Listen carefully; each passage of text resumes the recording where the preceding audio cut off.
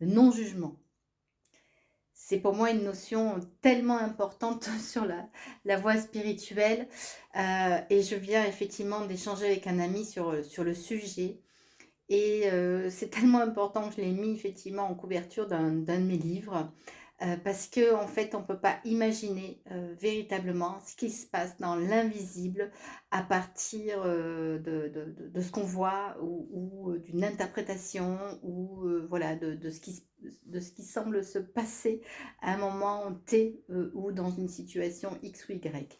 Et donc c'est, voilà une image que j'ai prise, enfin une photo que j'ai prise quand j'ai amené, voilà, un groupe à la Sainte-Baume, dédié à Marie-Madeleine. C'est voilà, magnifique, magnifique endroit. Et si vous voyez bien, la photo, c'est une photo qui est prise à un moment donné, du chemin. À ce moment-là, sur le chemin, on sent bien qu'on est sur une montagne et que bon voilà, c'est effectivement, la marche, la randonnée, comment marcher sur terre, enfin voilà, c'est toute une transmission, importante en tout cas.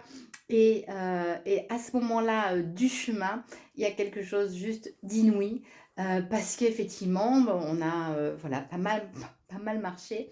Et à ce moment-là, personne ne sait, enfin, sauf ceux qui ont déjà passé par ce chemin-là, où c'est qu'on en est exactement. Donc c'est vraiment, à ce moment-là, voilà, on peut vraiment sentir que, voilà, ben, comment dire? Il y a c'est pas évident, on a peut-être soif, on a peut-être faim, on a peut-être envie de se poser et puis on est en plein milieu, beh, des marches, d'une élévation, d'un cheminement et puis il y a des rochers, il y a plein de choses et puis il faut encore marcher, il faut encore marcher, il faut encore aller chercher, des ressources à l'intérieur de nous, comme quand on va dans le désert, il y a voilà des choses qui se passent, à l'intérieur de nous, dans notre intimité, dans notre alchimie, au cœur de notre être.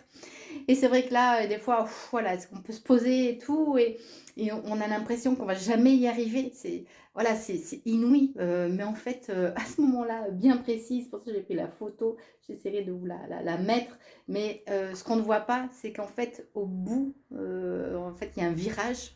Et au bout de ce virage, on est quasi arrivé, pas au Saint-Pilon, mais au sommet de la Sainte-Baume, voilà, de cette part-là de chemin. Et c'est pas effectivement le moment de se reposer, mais c'est ben, avec foi, avec courage, avec persévérance.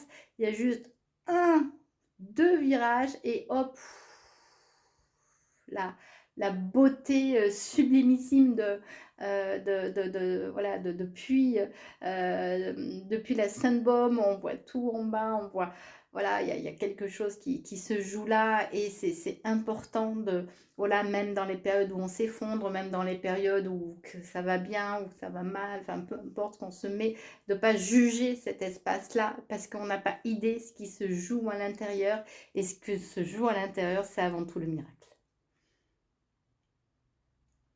Et, et ce miracle, il a un goût d'éternité parce qu'il est éternité.